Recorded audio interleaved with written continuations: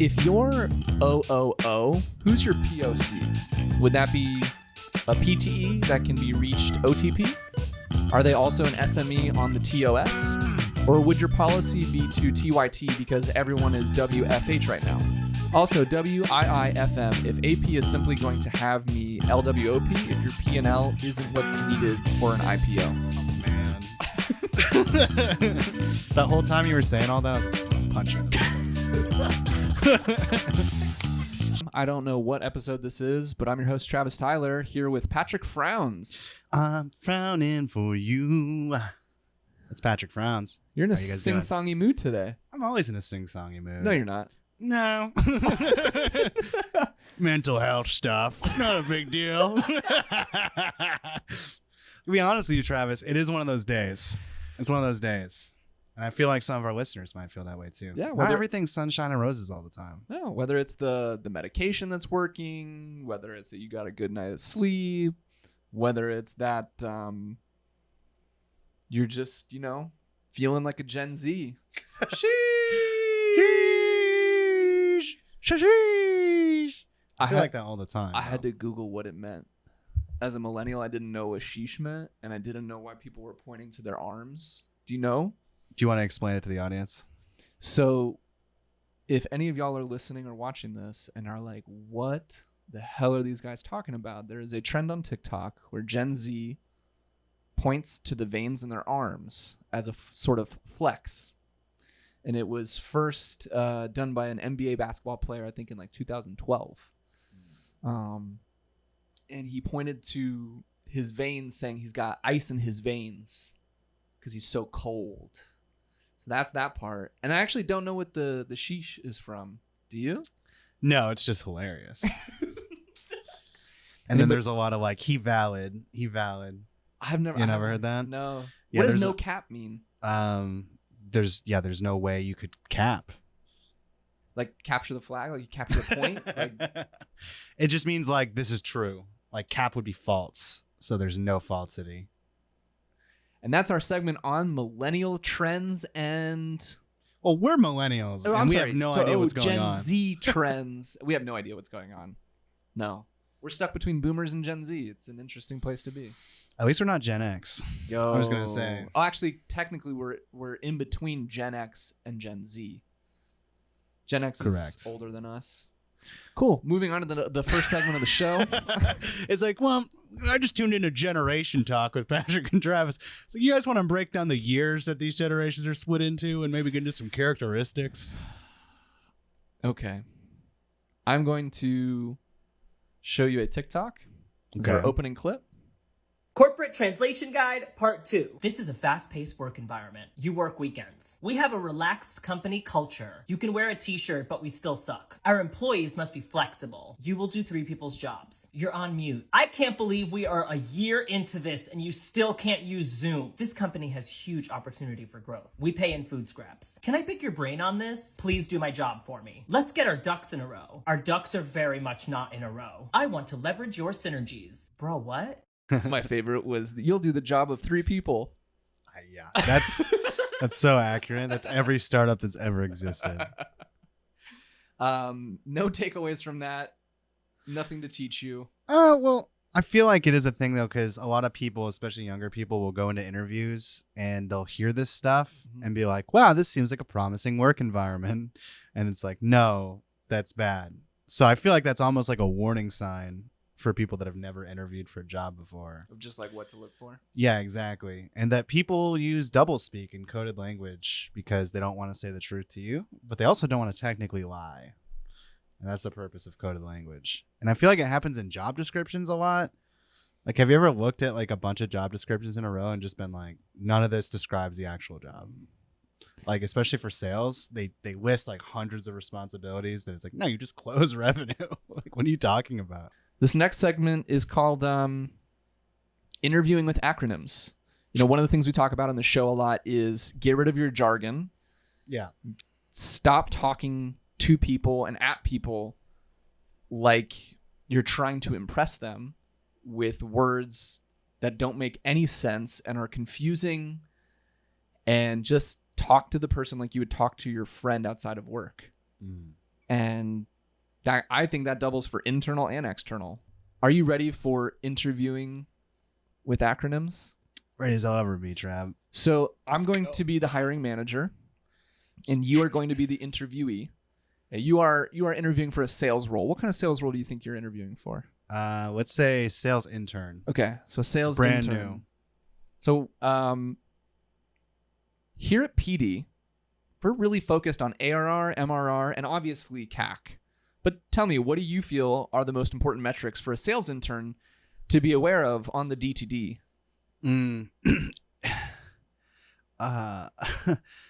Totally know what those mean. I love CAC, first of all. I would say my whole life has actually been built around CAC. And I would even say, yeah, R is also a big part of my life. I wrote my thesis in college actually on the LTV to CAC ratio. Okay. So is that enough words for you to feel confident in me, or do I have to say other things? Let's just move on to the next question.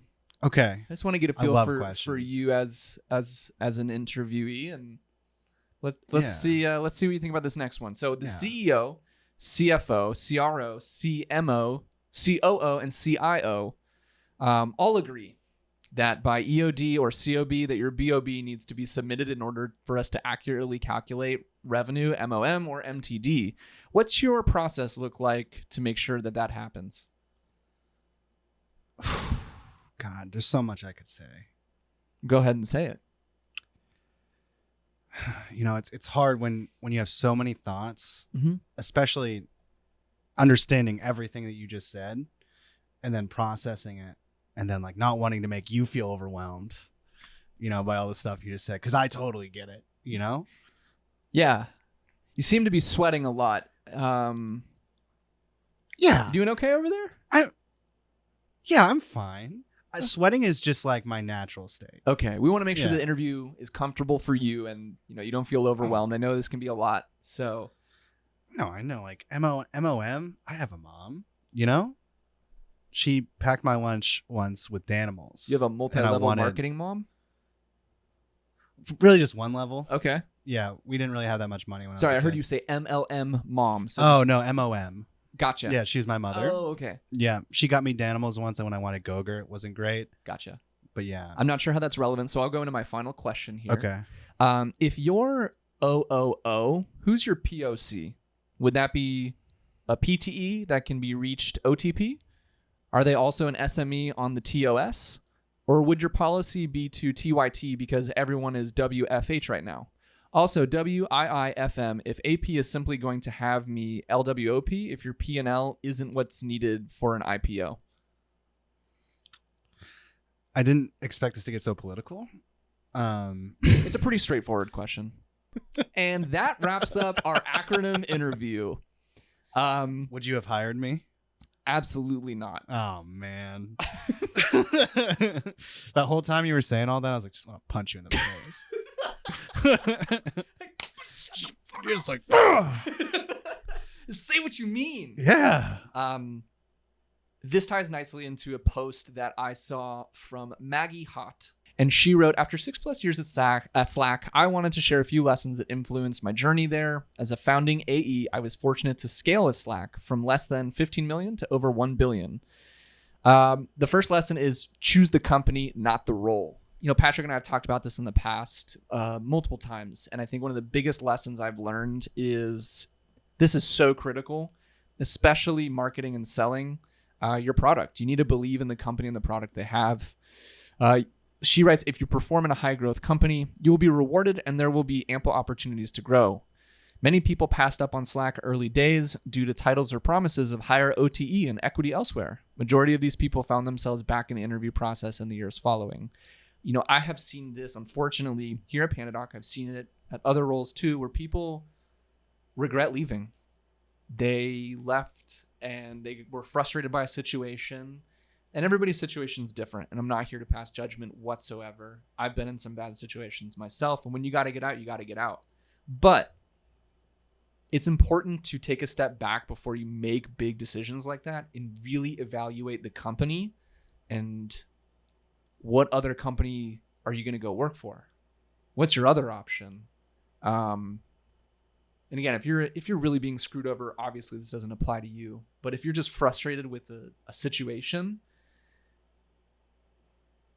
again, the number of people who have reached back out to me and you on multiple occasions to say like, I want to come back.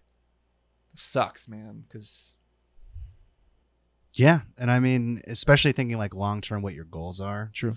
I've had a lot of salespeople or like SDRs. They want to be AEs. They spend like a year at a company and then they don't get promoted. So they get mad and they'll go to another company and then they'll spend a year as an SDR. They won't get promoted. Like, I'm going to go to another one. And like, they just stay SDRs forever wanting to be salespeople Mm-hmm. and never do it because they don't give enough time to whatever thing. And they just get frustrated, which is a super common thing to do. But you need to go beyond that and be like, okay, if I'm going to go to another company and my goal is to be an AE, like, what's my plan to do that? And then if it isn't happening, like, what is my backup plan? And it can't always just be, I'm going to be an SDR at another company, because it's just going to happen for years. And you're going to be pissed because your entire goal is to not be an SDR, but then you're taking an SDR job. You're probably not going to put your whole body into it, right? And your whole mind into it. And you're going to half-ass it, and then you won't get promoted because your whole point is you want to get promoted. It's like, focus on what you're actually doing now and like do the actions it takes to build to your goal instead of just trying to shoot for this thing and feel like you deserve it just because you want it. Mm-hmm. It reminds me of somebody that we had a TikTok on, I think it was last episode, Simon Sinek. Millennials, especially just millennials, Gen Z, we're used to this instant gratification economy where we have 2-day prime shipping, same-day delivery prime shipping, and we've translated that into some of these life goals. So in other words, he talks about how you want to be CEO tomorrow. You want to be the AE tomorrow. That shit takes time. The stuff that's worth it, it takes time. And I think, again, might be a very generalized statement, but I feel like older generations get that. And they know, like, if I want to move up, I've got to work here for a couple years. And like, yeah, millennials might know that, but I just feel like younger generations get easily frustrated, like you're talking about, and they SDR hop, or I've seen it in marketing too. Well, I've been in marketing for 2 to 3 years. Why am I not a manager? Because if you were worthy of being a manager, you probably would have already been. Or the position's not open yet. Yeah. Sometimes like the role's just not there yet, but things can change in a day. Like someone could leave. Yeah. And you might be the obvious next choice. Next up after this quick break is going to be Belal Batrawy. Belal is a really good friend of Pandadoc, a really good friend of the show. It was a real treat getting to chat with him. We hope y'all enjoy it. And do you have any cool, like, catchy phrases that you want to end the episode with? I don't know if it's catchy, but be nice to yourself today. Drink water. Just cut yourself a break. If you feel stressed or anxious, go for a walk. And get 8 hours of sleep tonight. Or do your best. And if you don't get 8 hours of sleep, try. Don't like beat yourself up over it, because I do that. Me too. Sleep well. Sleep well. Mwah. Mwah. Welcome to the Customer Engagement Lab. And this is a super fake happy version of myself, a super fake happy version of Patrick Downs, Everything's fine, and a totally normal version of Belal. Thanks for joining the show, Belal. Oh, it's my pleasure. My pleasure. Thanks for having me. I'm like a fanboy over here because because I've been like helping Patrick produce podcast episodes with Belal all the way from like 2019, early 2020, I think. Yeah, it's been a minute. And I'm a huge fan, Belal, of all of your stuff. I think what I like most is how much of an advocate you are for people in sales. And like, I always feel like you're standing up to like the big bad VP level corporate enterprise toxic wasteland of sales. And I'm always just like, I see his post, I'm like, hell yeah. I've seen him do that. He's not even just saying that. I've seen him just freak out about one of your posts once. It's amazing. Like, did you see that? Yeah, look at this post. Incredible. That means that's huge, man. I really appreciate that, Travis. Like I just think when you put a skull in front of your name and you make your brand death to fluff, you're kind of pigeonholing yourself. You gotta really, you can't pretend when you do that kind of stuff. So I'm like, all right, I better lean into this. Like I'm gonna lean in hard. I feel like, yeah, I feel like when I see your post, I'm like, ooh, he's coming out swinging, and I love it. Can you give me an example, Travis, of a post that you felt like came out swinging? Like, to prepare for this podcast, I was looking through some of his posts over the last couple of weeks, and I think the one that stuck out to me the most, and I know I'm gonna butcher it here, but I think it had to do with, and maybe this is an older one, which by the way I'm sorry about, but it was like about finding out that you get paid 30% less, but your quota is still the same as everybody else's. And I was like, yo, that's some bullshit. I mean, Any it comments? happens everywhere. That's super common. And then It does, the fact doesn't that it? leadership always goes, oh, you can't talk about your pay. They're like, it's unprofessional to talk about your pay. And the only reason they think it is because they pay everybody differently and they don't want anybody complaining about it. It's just so hilarious how it's just accepted. Only one that benefits from colleagues not talking about their pay is the company. And it's one of those things like, okay, let's get real for a second. Like people ask me sometimes like what is death to fluff? And for a while there I didn't know, and then I sorted myself out. Now I do know. Like now I'm very convinced what death to fluff is. At the core of death to fluff in my mind is this idea that the employee-employer relationship in the US is imbalanced and toxic. And Patrick's heard me say this before, where it's like there's something fundamentally wrong with the employee-employer relationship in the US. And it starts on day one because when you sign that employee contract, the employee handbook, you agree to things that are like un-American. Like I'm not even going to say like weird or like things that in any other context a true-blooded American would never accept. Like there are things around you can't badmouth the company, for example, right? Ever. Like in perpetuity till death do you part. But the company can badmouth you all at once and you have no recourse. Like that's something you sign in the employee handbook, or the fact that like anything you invent while you're at the company is owned by the company forever, ever, ever, ever, ever, and nothing matters, right? Like, um, there are things about, um, you can't do anything on the side, right? There are some employee handbooks that are so strict. It's like no side hustles, no nothing. When you work for us, you work only for us and nothing else. And then at the end, it's like, oh, by the way, this is all at will. So like if anytime we want to fire you, we can't. But you can leave whenever you want to. Good luck.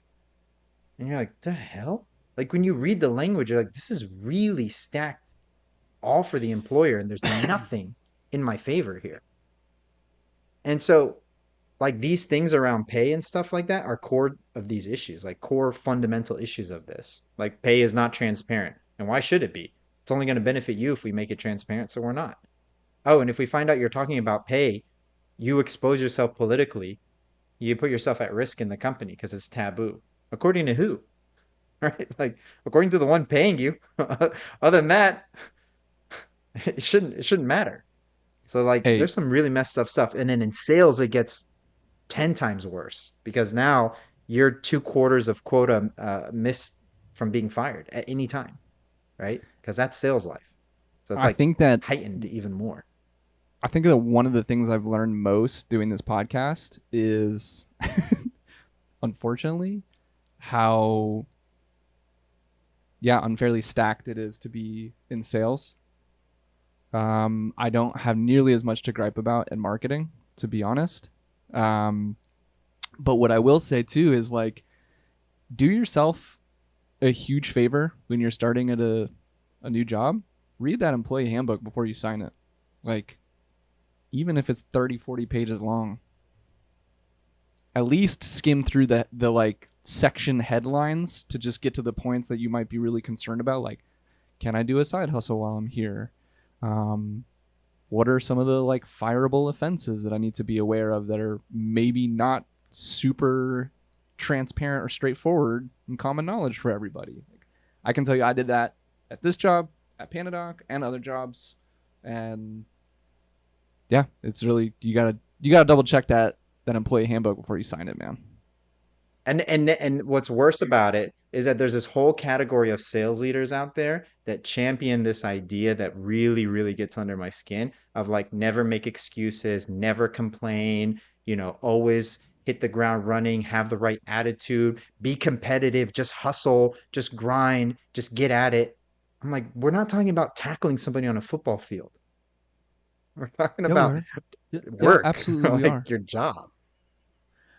A segment I want to do is where I tackle Patrick in the studio. I'm so fragile, dude. I bruise if the wind hits me too hard.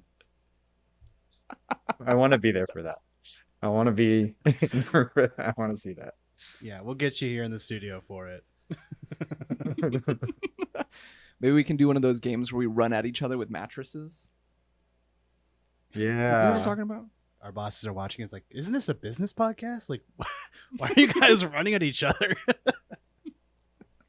Because it's in my comp plan. I never Yeah, have exactly. once read one of those. Like somebody puts a comp plan or something in front of me. I'm like, sounds great. I want to sign this bad boy and just get to it. I honestly wonder what I've agreed to in the past. The sad part is there's probably there are definitely a lot of people who are just like you. Which is super unfortunate. Patrick, anything you want to add on this subject before I take us down a very different path? I really like the random paths you take us down. So just like grab me, baby, and take me. Let's go. I'll be gentle. Done. All right. This show, with every guest that comes on, we love to talk about digital outreach that you've seen that really stands out as different, whether that be a sales call, a marketing email, a DM on LinkedIn, a YouTube ad, a customer experience. So what have you seen that stood out as different? And I like when people send me stuff. I love stuff. Like send me the stuff, man. Wingman sent me a volleyball when they found out that I have kids, which I'm like, perfect gift.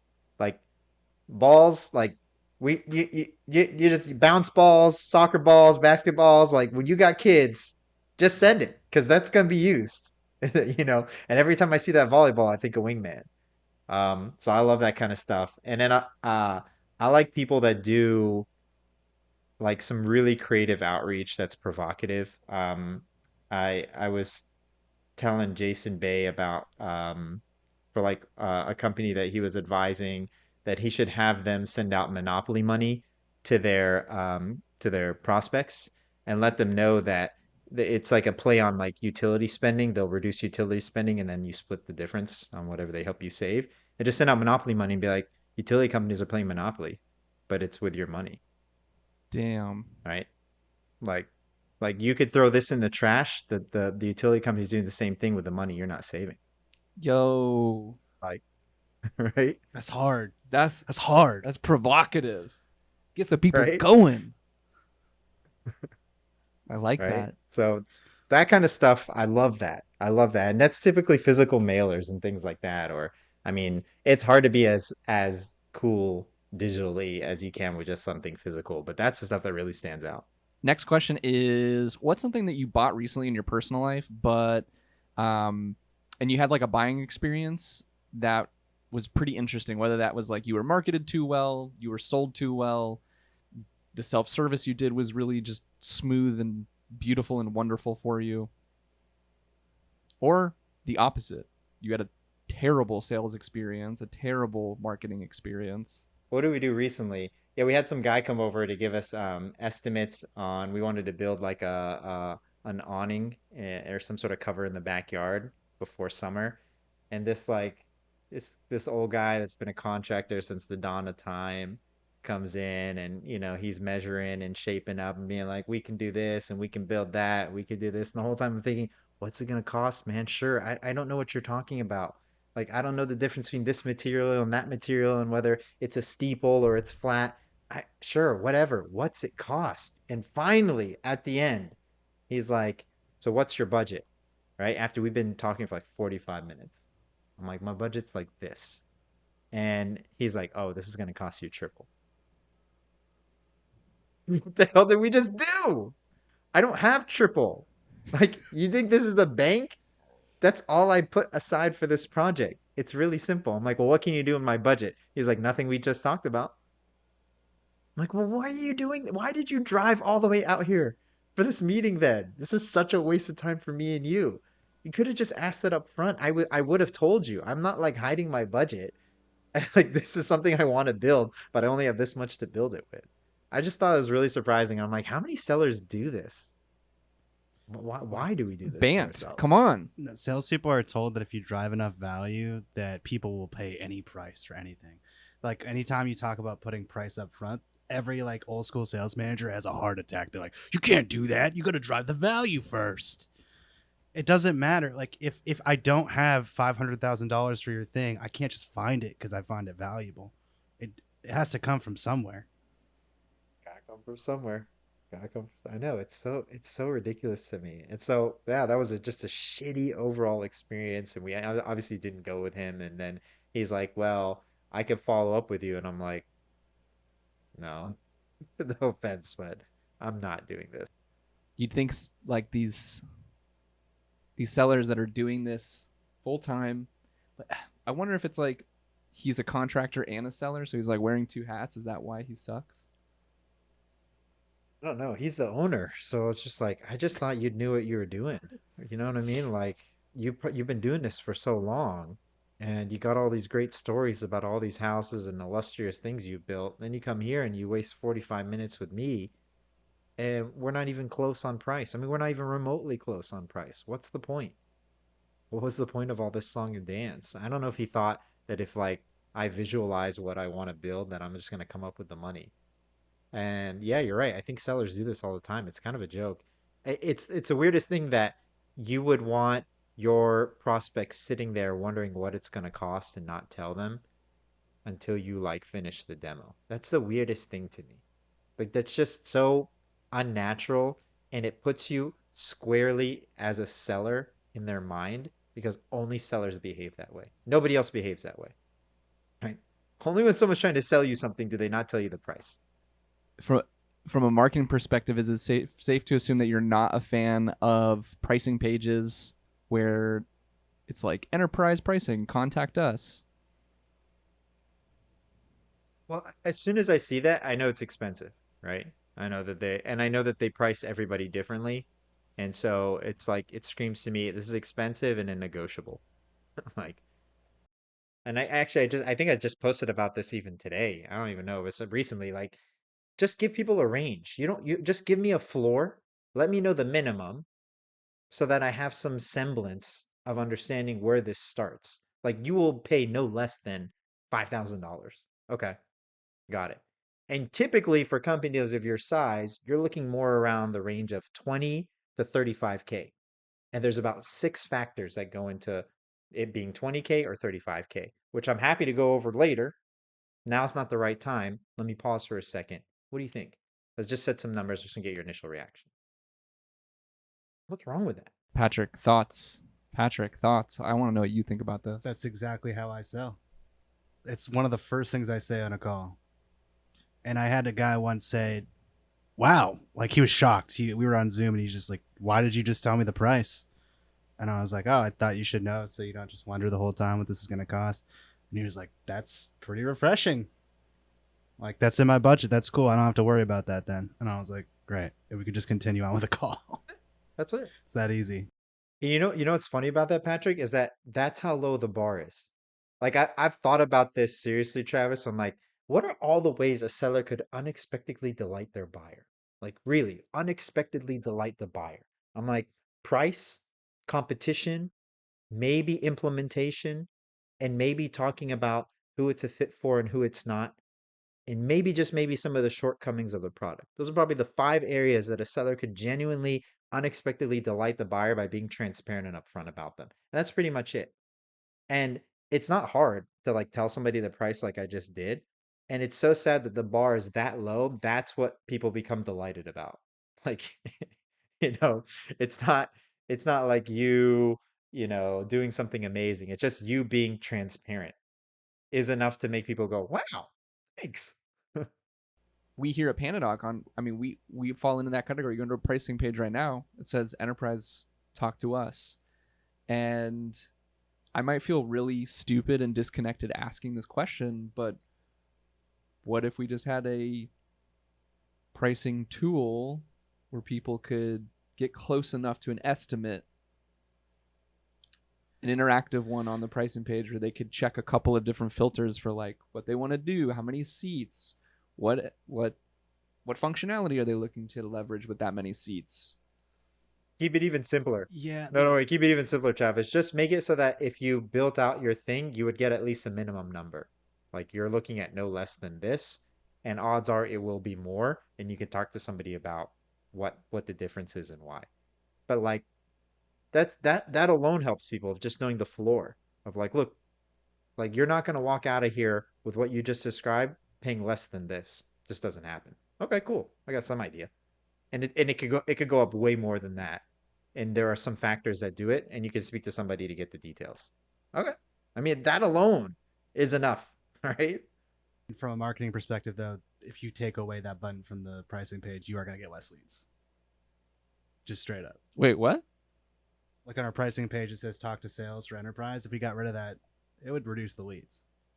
It would give a better buyer experience, but our funnel would suffer. So it's one of those things I think most marketers who are completely graded on how much pipeline they generate, why would they do that? Well, from their perspective, the marketing organization would have to understand that while we are sacrificing the number of leads we get, if the conversion rate and the quality of the leads is higher, then that's okay. That's a big but and if, but yeah, that would be my way to answer that. Like, how are they going to be better? They're going to be better leads because they already know what the pricing is. You're not going to have continued difficulty around pricing. Yeah. They would tire kickers. That would probably also expedite the sales process as well. Yeah. Clearbit does You'd this. have less time if spent you go to arguing Clearbit's about pricing, Travis, understanding pricing. You go to Clearbit's website, it says starts at 15K. And that alone weeded out a bunch of people who were like, oh, whoa. I had no idea. Like we were having meetings with people who were like, oh, I thought it's going to be like 5K. And I'm like, our pricing doesn't go even less than 15, like bare minimum. Yeah. And it shoots way up from there. I mean, you're talking about, you can easily get into six figures when you start adding everything. So we just put that on the website. I think a similar analogy, Patrick, would be, we started filtering out personal email addresses and only accepting business email addresses. And one could say, well, that's going to reduce the number of leads. Yeah, but the leads are now better because we're dealing with an actual business, because the conversion rate and the wasted time spent on personal email addresses is now gone. It's an argument just to make one way or the other. I don't know. I'm not a product marketing expert. We got to A/B test it. We'll talk to our demand gen. I just want to note that salespeople are the worst scientists of all time.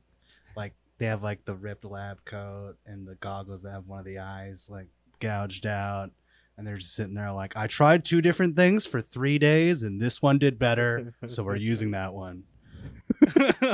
That's science, bro. I A/B tested it. Trust me, I did it. Sitting there with a beaker with their cadences, pouring words into a beaker. Yeah. Well, that's our show. I think that's a good place to end. Belal, is there anything we can do for you in Death to Fluff? You got to call out fluff when you see it. You got to. We've just become so used to seeing fluff, especially on LinkedIn, and just being okay with it. Some other posts about, I'm here to network, just like and comment below and network with us, or some crappy poll of yeah, use the light bulb one if you want to work from home, and then use the clapping one if you want to work from the office. And you're like, that's fluff. It's all fluff. It's so stupid. Why are these the trending posts on LinkedIn? Where's the real stuff? Where's the real talk? Where is it? And it's because we've just accepted that. So I think that's the biggest thing of you guys have outstretched I know voices. where it's at. I know where it's at. You just got to follow Belal. That's where it's at. You got to follow Death to Fluff. That's where that real shit, that real talk. And then you'll be like Travis going, oh, every time you see a post, just walking out. I'm going to react that way next time I see one of those posts. I'm just going to lose my shit. I'm going to throw something through the window. Throw something, man. I'm not going to promise this, but I am going to try to create a GIF from this podcast of you and me flexing and shaking. And then I'm going to just start posting those in Belal's posts as the comments. Dude, thank you so much for coming on the show. This was so much fun. Thanks for hanging out with us today on the Customer Engagement Lab. For more of Travis and Patrick's chaotic energy, subscribe to the show in your favorite podcast player. If you're listening on Apple Podcasts, you would make our hearts smile if you left a super quick rating of the show. Just tap the number of stars you think the show deserves. It'll take you 2 seconds, I promise. Till next time.